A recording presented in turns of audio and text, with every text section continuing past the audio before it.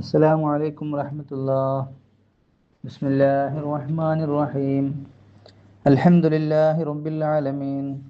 اللهم صل على سيدنا محمد النبي الأمي الحبيب العالي القدر العظيم الجاه وعلى آله وصحبه وسلم. يا رب صل وسلم تسليما على النبي وآله تعميما. بسم الله الرحمن الرحيم. لقد جاءكم رسول من أنفسكم عزيز عليه ما عنتم حريص عليكم بالمؤمنين رؤوف رحيم.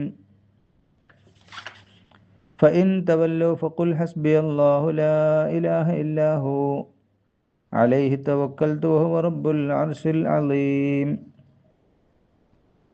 സൂറത്ത് തൗബയിലെ ഏറ്റവും അവസാനത്തെ 2 ആയത്തുകളാണ് നാം ഓതിക്കേട്ടത്.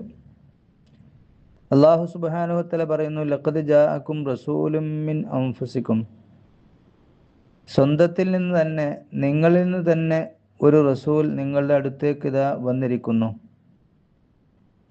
ആ റസൂലിൻ്റെ പ്രത്യേകത അസീസുൻ അലൈഹി മാ അനിത്തും, നിങ്ങൾ ക്ലേശിക്കുന്നത്, നിങ്ങൾ ബുദ്ധിമുട്ടാകുന്നത് ആ നബിക്ക് ഏറ്റവും അസഹ്യമാണ്, ഒരിക്കലും സഹിക്കാൻ കഴിയാത്തതാണ്. നിങ്ങൾക്കൊരു ബുദ്ധിമുട്ട് വരുന്നത് ഒരിക്കലും ആ നബിക്ക് സഹിക്കാൻ കഴിയുകയില്ല.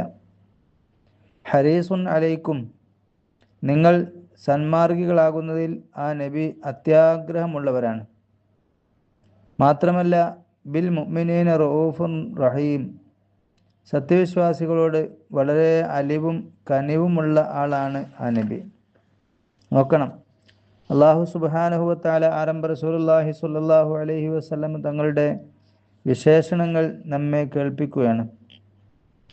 പ്രധാനമായി പറഞ്ഞത്, നമുക്കൊരു പ്രയാസം വരുന്നത് ആ നബിക്കൊരിക്കലും സഹിക്കാൻ കഴിയില്ല. എന്നാൽ നമുക്ക് ഉപകാരപ്രദമാകുന്ന കാര്യങ്ങൾ നമുക്ക് ലഭിക്കാൻ വേണ്ടി നമ്മേക്കാളേറെ അത്യാഗ്രഹിയാണ് സയ്യിദുനാ റസൂലുള്ളാഹി സ്വല്ലല്ലാഹു അലൈഹി വസല്ലം തങ്ങൾ. മഹാന്മാരായ മുഫസ്സിറുകൾ പറയുന്നത്, ദുന്യവിയും ഉഖ്റവിയുമായ കാര്യങ്ങൾ, നമുക്ക് ഗുണകരമായ ഭൗതികവും പാരിത്രികവുമായ കാര്യങ്ങൾ ലഭിക്കുന്നതിൽ ആരംഭ റസൂലുള്ളാഹി സ്വല്ലല്ലാഹു അലൈഹി വസല്ലം അതീവ തൽപരനാണ്. ഹരീസുൻ അലൈക്കും